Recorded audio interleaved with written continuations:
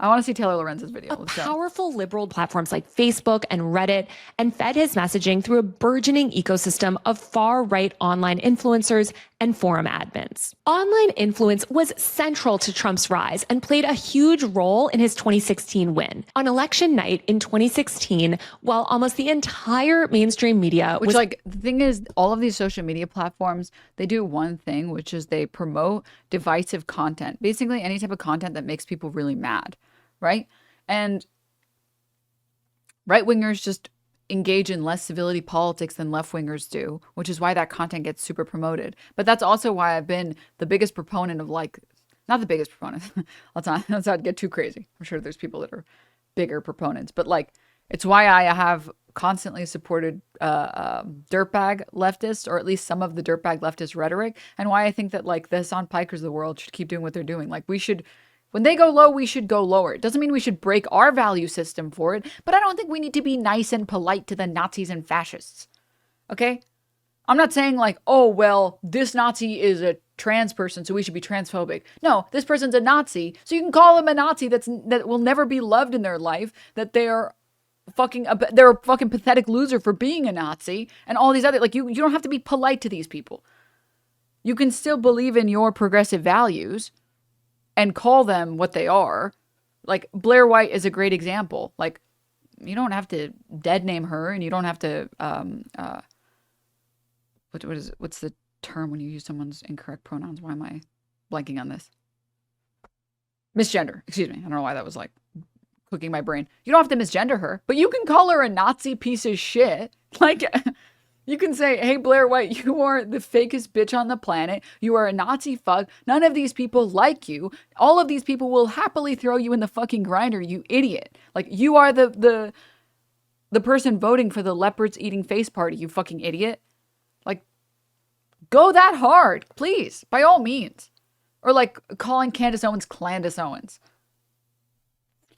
She engages in white supremacist dialogue. You can call her Clandis Owens. It's okay. I give you all my permission. Or like, I'm sorry, I never want to see anyone in here type legal mindset. His name is Ladyboy Mindset, okay? Get it right. It's Ladyboy Mindset. And I think that, like, this is a great way to force algorithms to push leftist content. If they will only push divisive content that makes people feel really strongly, then why the fuck are we even engaging in civility politics? If we want to win the internet war, doesn't it make more sense to engage in harsher language and more aggressive language?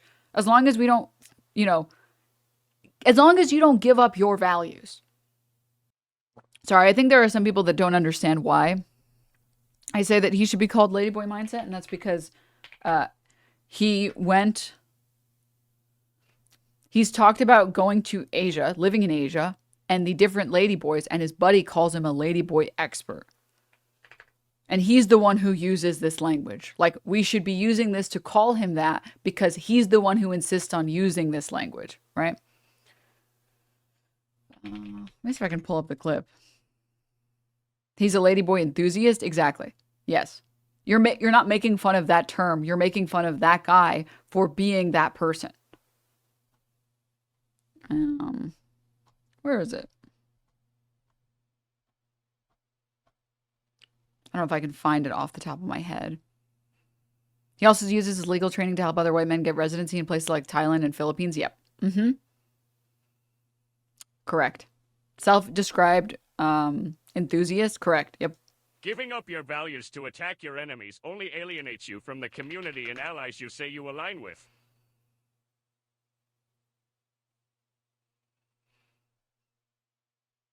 I can't find... Oh, maybe he scrubbed it off of the internet. I'm sure Bad Empanada has it in a video.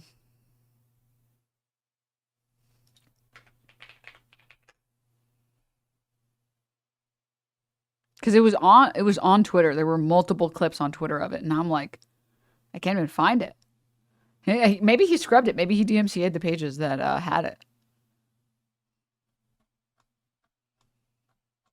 Might be gone forever. Not actually, obviously, Bad Empanada. Okay. Let's keep going. Huddled up in the Javits Center watching Clinton lose. Wait, someone found it? Hold up. this. Right, which I can understand having been in the Philippines, because I can say this, and this is all due respect. This is nothing about ladyboy or not ladyboy. It's just the Philippines versus Thailand. Thailand has a more of a sabai, a cool attitude. You know, Philippines is way more aggressive. Well, I don't know, man. No. The Filipino ladyboys, I can tell you this, in Manila. Right. And you're an expert. I can see how that was imported here, are far more aggressive than the Thai ladyboys. And until they're not, until it changes, until the ties snap and it's like. Well, yeah, but that's a different. Yeah, true. You know, true. like off rip. Well, because. Don't let him live this clip down, dude. Every time he speaks, this clip should be fucking played. It's like every time Nux Taku speaks and he's like, I got it 100% fuck. You gotta play the Twitch's hentai song. You gotta, okay? What we're making fun of when we call him Ladyboy Mindset is the fact that he went in great detail about the different ladyboys that he's run into in the Philippines and in Thailand, and his buddy calling him an expert. Like, we're making fun of him for being a weird chaser freak who is such an expert on this that he's down to talk about it with his fucking Richard Spencer ass haircut. I don't have any strong opinions about actual people in Thailand or Philippines or whatever. Yeah. Next thing you know, it's the gangs in New York on Soy 11 featuring all the ladyboys. Yes, which was international news. Everyone asked. Like, I don't believe in civility politics for these people. We should make fun of these people. They should be made fun of. Wait, which one is Nux? No. Sorry. Neither of those people were Nux. I was saying in the same way that, like, anytime you watch a Nux Taku video or even a clip or even 5 seconds of it, you have to play the Twitch's hentai song to show everyone, hey, this is the guy that you're trying to take seriously right now. It's the exact same thing with this guy. All right. Don't play it. I'm not going to play it. A small handful of other journalists were across town at the Midtown Hilton. Khalil Green, a history content creator, told me at the time, quote, I have noticed that there have been a lot more events with creators at the White House, but the creators that are getting invited are the creators who are very pro-Biden and just parroting talking points or sharing photo ops of them smiling with the president, not the creators who have been critical. Green said that he hadn't been invited to the White House since he criticized the administration over the TikTok ban and genocide in Gaza. Annie Wu Henry, a political influencer and digital strategist who has worked on Democratic campaigns, told me that while the Biden White House once treated creators as independent media, after influencers began questioning Biden on things like Gaza, the administration began playing favorites. She told me, quote, Biden's team is trying to say that they're handling influencers like the press. But the thing is, the press briefing room has to have Fox News no matter what. They have to allow all the media in. When it comes to influencers, the Biden admin only lets in people who agree with them. Anyone else who gives a little bit of pushback is not. The crazy thing is, too, people would appreciate and want to vote blue more often if they ever allowed any criticism ever. If, like, this is just a random example. I really don't care who they include in the fucking White House. But if, like, Hassan was able to question these fucking policies ever, who knows? Maybe more people would want to vote blue. Or, like, Adam Friedland. Do a fucking Kamala Harris, Adam Friedland interview. I really don't care. Anyone that will actually needle them on the genocide. I don't care who it is. I don't have any particular opinions about who it is. Pick anybody you want. I really don't care. And then maybe people would feel like, wow, okay, the Democrats are actually willing to listen to us. Okay, yeah, I'm going to be more but like, they refuse any pushback at all. Welcome. This picking and choosing and trying to control the influencer landscape had stark consequences for Biden. As I wrote about at the time in the Washington Post, in the first 4 months of 2024, nearly a quarter of top left-leaning content creators on TikTok posted anti-Biden content, according to Credo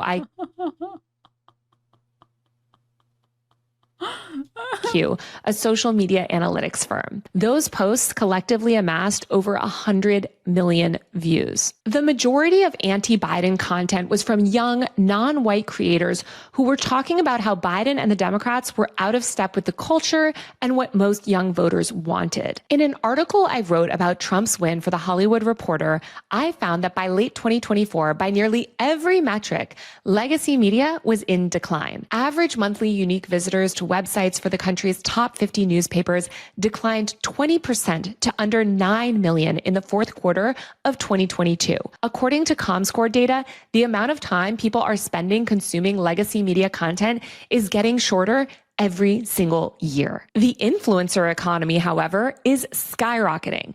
It's set to... The other thing too is, I don't think she's mentioned it, maybe she'll mention it in a little bit, but influencers are a lot cheaper than billboards. And you get a lot more bang for your buck. Like, this is the reason why HelloFresh sponsors so many people. This is the reason why fucking, what's that one?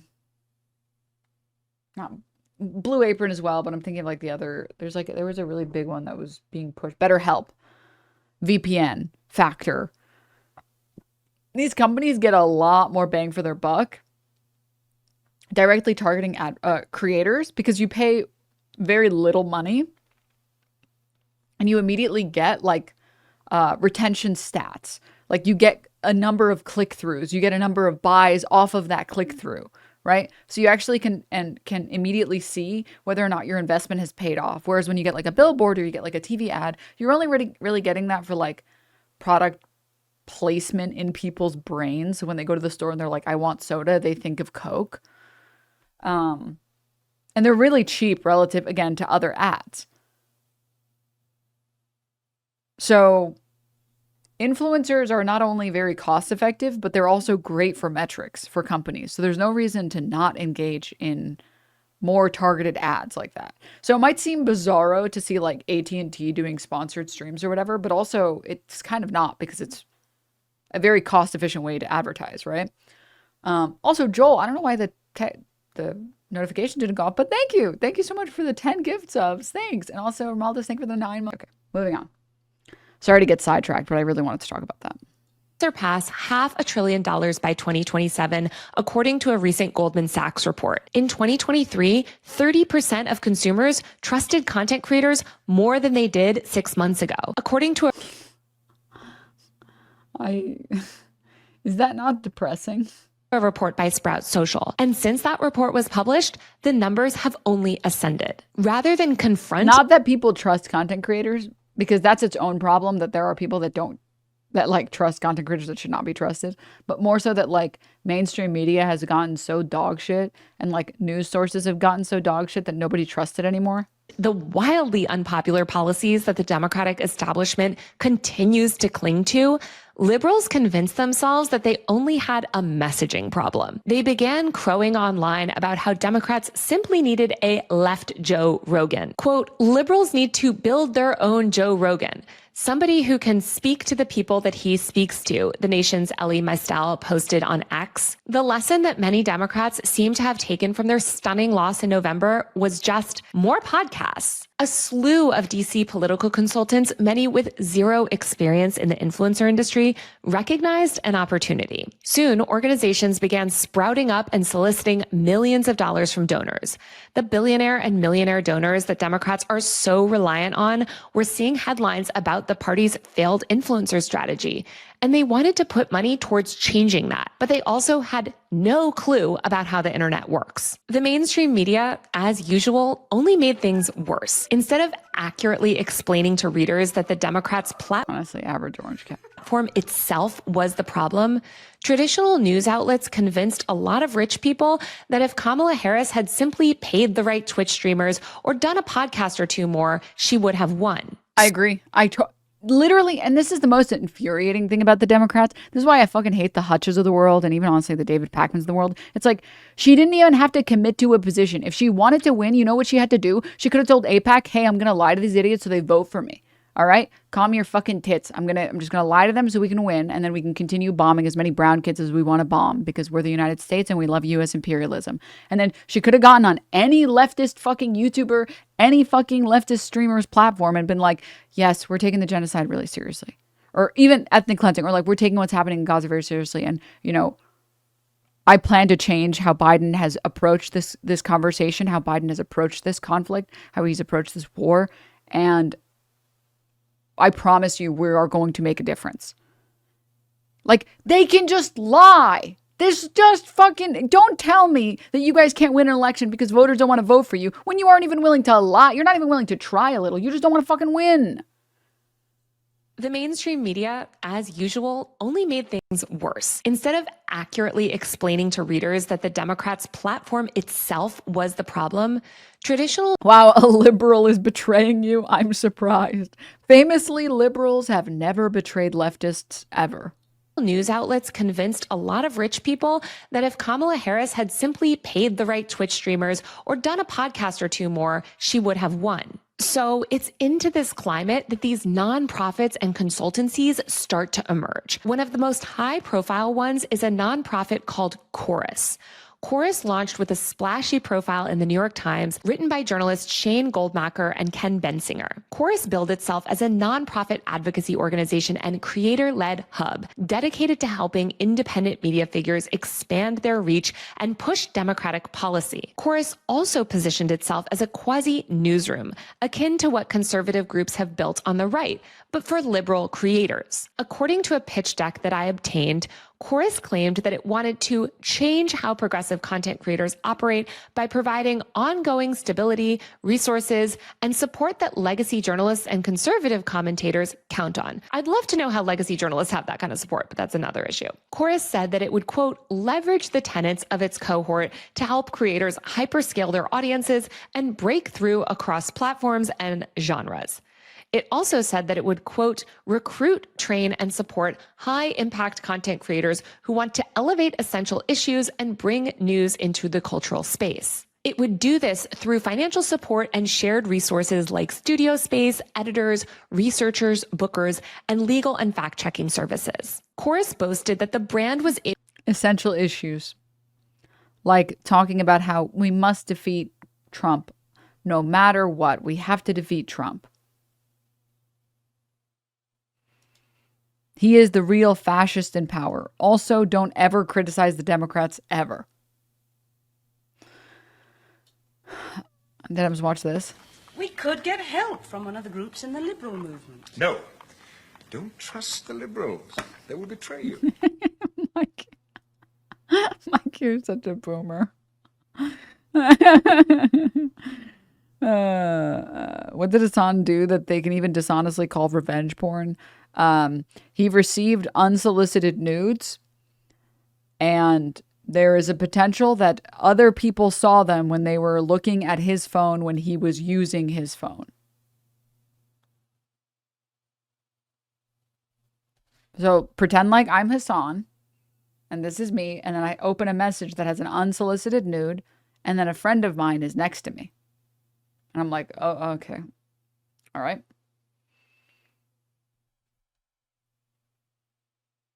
And that is what the, yep, that is, these guys are so dripless. They think if that someone sends you a nude that's unsolicited, you're somehow responsible for that. Like, if he was explicitly on his stream saying, hey, ladies, send me them titties, send them over. Then I'd be like, dude, what the fuck? Like, come on, dude. You have like a impressionable audience that obviously has like fan behavior towards you. They're obviously going to be likely to engage in. You shouldn't do that. Shouldn't coerce your audience to engage in sexual activities with you. But like, people doing it when you didn't ask and that's your fault somehow. Like, what the fuck? You didn't even know it was a nude. It just popped up in his face on it. It popped up in his face on stream. It's so bizarre. I just don't get it.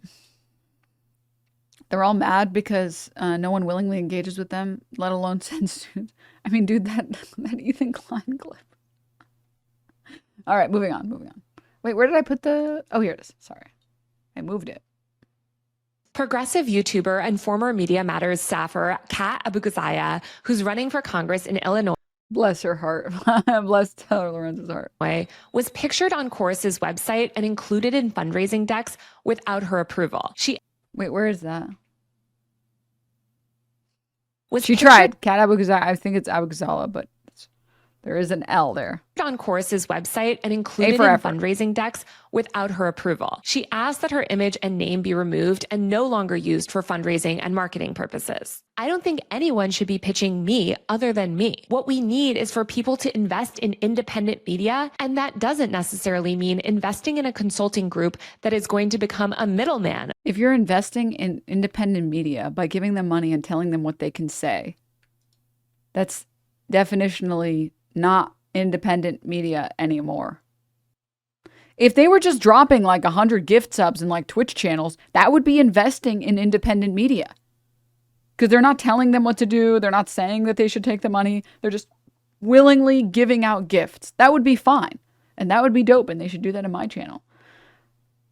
But that's not what they're doing. They're having these people sign contracts where they can't say that they're receiving any money and that they can be dropped for not covering the right things. They want the control and the dependency? Yeah. This idea that we're just trying to support leftist creators by putting them in these contracts. Like, what the fuck? This is really funny. Apparently now what the Taylor Lorenz responded saying, Chorus is nonpartisan is a new one. If that's true, why do the company's own confidential decks that I obtained frame Chorus as a solution to Dem messaging problems? And why is that also exactly how Chorus framed itself in the media before my story came out? Oh my God, dude. Oh.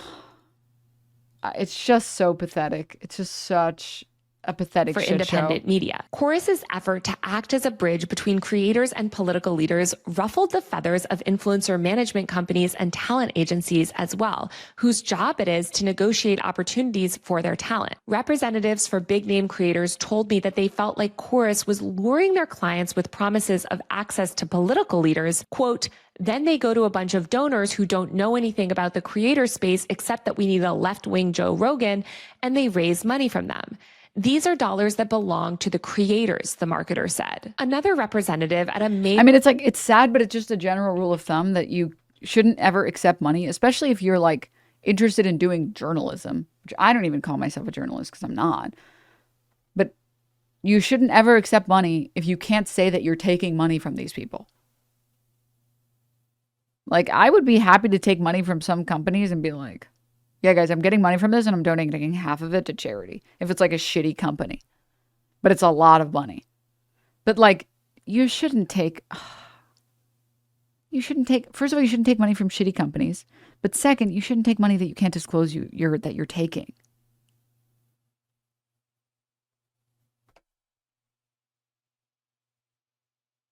Isn't that just sponsored streams? I mean, basically, yeah. It's unethical not to disclose it? Yeah.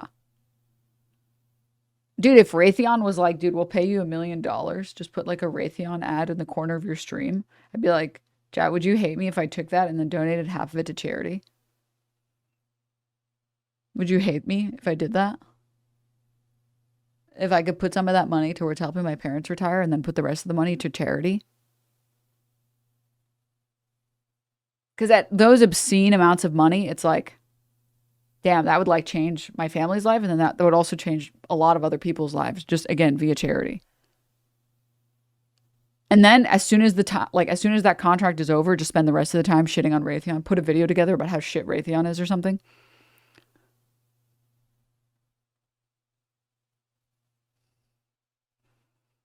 Right? It's not hidden at least. Yeah, exactly. And then get sued. No, I would never get sued. Actually, I've never gotten sued before. It's never happened. Not charity, but mutual aid I would allow. Real.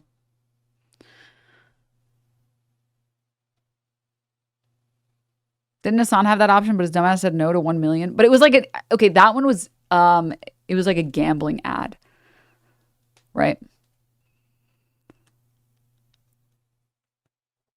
Adam ruins everything. Actually, the same thing happened to him recently, but actually. Was it DraftKings? Might have been DraftKings.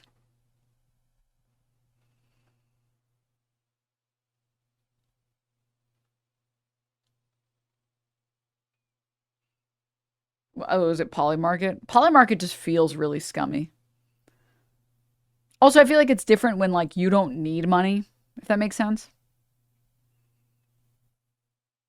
When you don't need any money and you're still taking the sponsor ads. I've talked about this with regard to like the I think CoffeeZilla made a video about like the number of like sports betting and like it was with like CS:GO crates or something like that, like the betting on those websites, and how like the creators that pick up those sponsors because they want to like help their fucking families retire or whatever in this shithole country, in this shithole economy. It's like, it's really hard for me to judge these people personally. If you were offered like $500,000 to immediately ensure that like you and your family can live well and like potentially retire, it's hard to say no to that, right? It's the people that are like that have obscene amounts of wealth, like the XQCs of the world that have so much money and they're still doing it. It's like, dude, how much more money do you fucking need? Like literally, how much more money could you possibly need? Much less likely to get hooked on anti-aircraft missiles than on crypto gambling. Exactly. Love of the game. Ugh, dude, for real. For real. But you should just, like, general rule of thumb, if you want to have credibility as a political commentator ever, you can't take sponsorship money that you can't disclose that you took that money.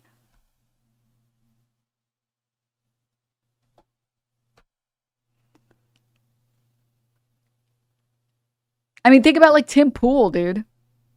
Major Hollywood agency who asked to remain anonymous told me that Chorus, quote, has no respect for how the entertainment industry works. They think they're smarter than Dude has an insane number of sponsorships. No, dude. No. I mean, some of these are like fine, right? Like Magic Spoon, they just make protein cereal. It's fine. As far as I know, Ground News is fine. But like,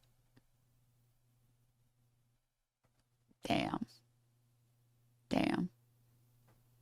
This guy he's sponsored. Oh, he's sponsored, all right. Agents and the agencies. Magic Spoon cereal tastes like dog shit. Okay, some of the cereal is like straight up ass. Some of it, it's like the black licorice flavor, I think is like so awful. It's so awful. But I had like some of the cereals. 2 of them were pretty good. But like also you can't compare it to, this is the problem with like non-protein heads trying to have protein food. You can't compare the protein food to the actual food. It will never taste like the actual food. If you want the actual food, go get the actual food. People are like, they get like cinnamon toast flavored protein cereal. And they're like, it doesn't taste exactly like cinnamon toast. This is a scam. It's like, dude, it has 20 grams of protein per bowl. Of course, it's not going to taste exactly like it. You have to compare it to what it should taste like. Or like, does it fulfill the craving if you're currently trying to like cut or whatever? So, there's a way to get more protein to taste all right? Yeah. They should try to not make it look like Fruit Loops then. Okay, admittedly, some of the foods they look too good and then they taste so bad. But I don't know. I thought some of the cereals were okay. Get away with that in the short term, but they're going to get the party blackballed. There are only so many times that agents will allow some middleman to take ad dollars from our entertainers before they're like, F these people. And they're getting very close to that. After I reached out to Chorus for comment about all of this back in April, Chorus sent an email blast out to the creators in their network reading, quote, some reporters are reaching out to creators about Chorus and it seems with not great intentions. To me, this set off immediate red flags. As a journalist, anytime you reach out for comment about something and the company or organization immediately starts smearing you, especially when they're bad-mouthing you to people who have nothing to do with the story, claiming that you have not great intentions, you know that there's more to that story. Let me just also say that claiming journalists whose job it is to challenge power, investigate wrongdoing, and report on news happening on their beats have some sort of bad intentions is really poor form. The job of a journalist is to be annoying. It's to piss people off, and especially I'm something of a journalist engineer myself. Fringe games. Thanks. That's really nice of you. To piss off people in power and to hold organizations to account. But a few months later, influencers began reaching out to me again about Chorus. They told me about a new creator program that the organization was recruiting people for. I was interested, and so I started digging. Before long, someone leaked me a private group chat where dozens of Democratic political influencers were discussing whether to take advantage of an enticing opportunity. As I write in Wired, How did the creators not? How didn't the creators walk out then? Money. Content creator group can't create content. That's awkward. Yeah. Yep. Giant fucking grift. They're so scummy. They want the work and effort and videos, but with the least amount of help as possible.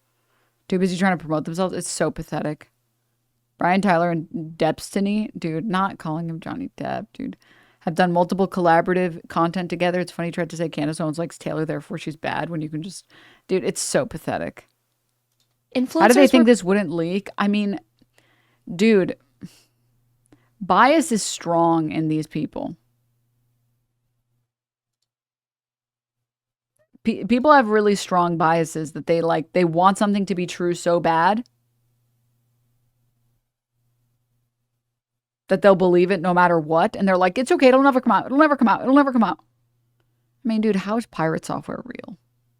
being offered $8,000 per month to take part in a secretive program aimed at bolstering Democratic messaging on the internet. But the contract, which was sent to them from Chorus, came with some major strings. Influencers included in communication and an onboarding session for those receiving payments from the 1630 Fund include Olivia Juliana, the centrist Gen Z influencer who spoke at the DNC last summer. Olivia's toast. Yeah, that was a bad video from her. It's like Richie Torres. He got busted on Adam Friedland with the "we both know what we signed up for" after Adam's appeal, basically saying he's not going back to projects housing AIPAC pulled him out from, and is convinced it's his only meal ticket. I think it's the same for freaks like Olivia. If she's a really, really young mom. Yep.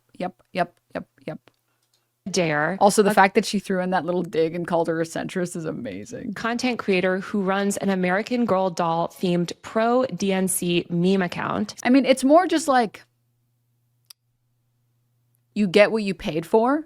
If you're getting this this $8K a month, right, to basically push whatever talking points they're telling you to push, and to not talk about getting paid by them. Well, guess what? You run the risk. You're making a calculated risk, okay?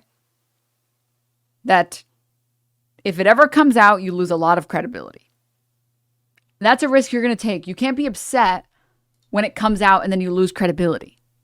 Suzanne Lambert, who has called herself a Regina George liberal, Sander Jennings, a former TLC reality star and older brother of trans influencer Jazz Jennings, David Pakman, who hosts an independent progressive show on YouTube covering news and politics, Lee McGowan, who goes by the online moniker Politics Girl, Lauren Pietra, a former Playboy executive turned political influencer who hosts a podcast for the Occupy Democrats, and dozens of others. One creator who was offered the contract but ultimately declined to take it and asked not to be named told me, quote, if I want to work with another politician, I have to fully collaborate with Chorus.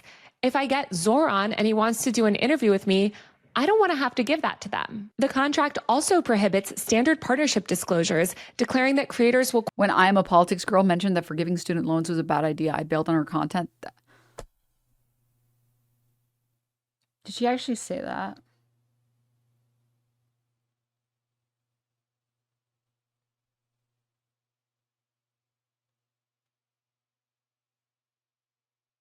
Student loan forgiveness is like objectively one of the best decisions that an administration could take or make.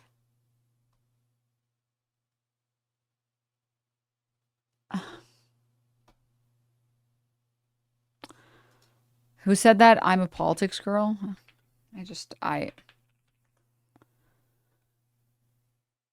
Quote, not publicize their relationship with Chorus or tell others that they're members of the program, quote, without Chorus's prior express consent. It also forbids creators from, quote, disclosing the identity of any funder, and gives Chorus the ability to force creators to remove or correct content based solely on the organization's discretion if that content was made at a Chorus organized event. This is the part that really shook me too. As an independent journalist and content creator myself, I think that trust is so absolutely important. With big public media companies, we know where their money is coming from.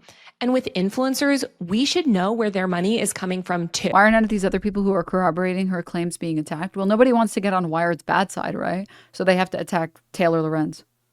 Because she's an easier target for them than actually targeting the journalistic integrity of a full website. Or like a news org. It's just like, it's so obscene, dude. It's just so obscene. Can we talk about how libs are using the phrase purity politics to put down anyone who says that they don't want to vote for Gavin? Let's take pictures tearing down homeless camps, Newsom. I think Gavin Newsom is one of those people where, I've said this since day one. I mean, like, you cannot be a leftist and like Gavin Newsom, right? You can, however, appreciate that he's one of the few politicians that has realized that the only way to fight rightoids is to play by their rules. If they say they want a gerrymander, you say, we'll do it harder than you will. Like, imagine if we had people that, imagine if every single, like, Mitch McConnell was replaced by a gruesome Newsom. At least then we would have some fight. At least then it would be the expected reality that your congresspeople or your politicians or your governors or your mayors would actually fucking fight for you. But instead, what do we have? Oh, well, we're just waiting to see if it gets a little worse first, and then we'll see, we'll decide what we're gonna do. I saw someone say Gavin isn't fighting fascism, he's fighting Trump. Correct. He's fighting Republicans. He's not fighting fascism, and he's not fighting for leftism, obviously.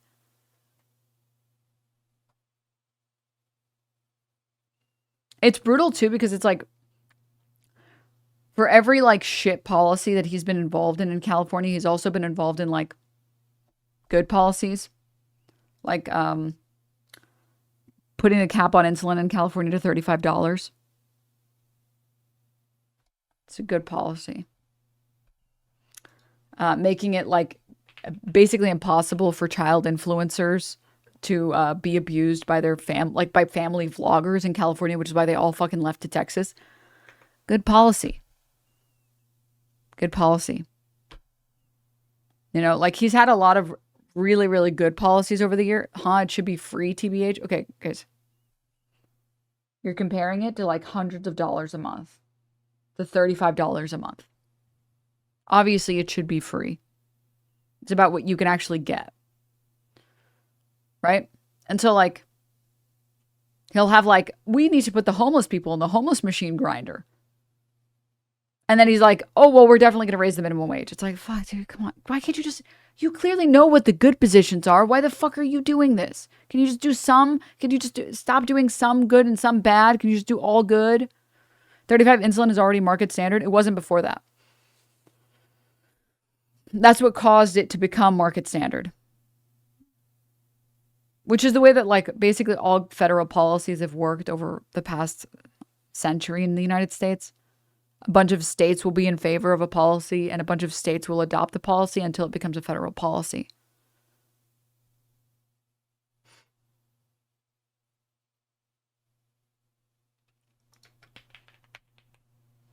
So yeah, for every like good policy he has like one, we're going to put the fucking homeless people in the grinder policy. $35 is worlds better compared to $400 to $1,000 for medication I would die without. Yeah. To look at that and be like, well, you know, you could have made it free. It's like, okay, first of all, you don't know that. Okay.